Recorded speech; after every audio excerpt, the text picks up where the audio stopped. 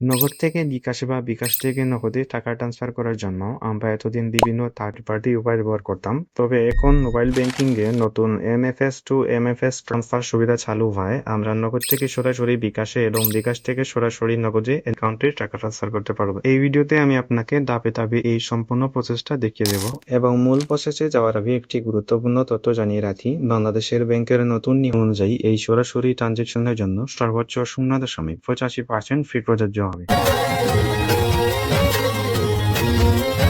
এজন্য আমাদের অ্যাপসটার প্রয়োজন পড়বে। তো আমি এখান থেকে নগদ অ্যাপটা ওপেন করে নিলাম। এখান থেকে ট্রান্সফার মানিতে ক্লিক করব। এন্ড এখানে দেখতে পাচ্ছেন নতুন একটা অপশন আসছে এনটিএসপি।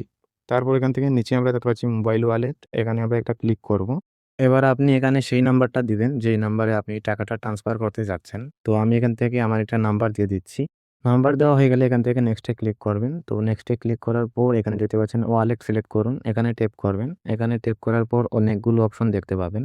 আমরা এখান থেকে বিকাশটাকে সিলেক্ট করলাম। অ্যান্ড নিচে এখানে আমরা টাকার পরিমাণটা লিখে তারপর নিচে এগিয়ে যান বাটনে একটা ক্লিক করে দেব। এবার এখান থেকেই আমাদের অ্যাকাউন্টের পিনটা দিয়ে পরবর্তী অপশনে ক্লিক করতে হবে এবং আমরা নরমালি যেরকম টাকা ট্রান্সফার করি সেই প্রসেসটি আমরা এখানে ট্যাপ করে ধরে রাখলেই কিন্তু আমাদের টাকাটা ট্রান্সফার হয়ে যাবে।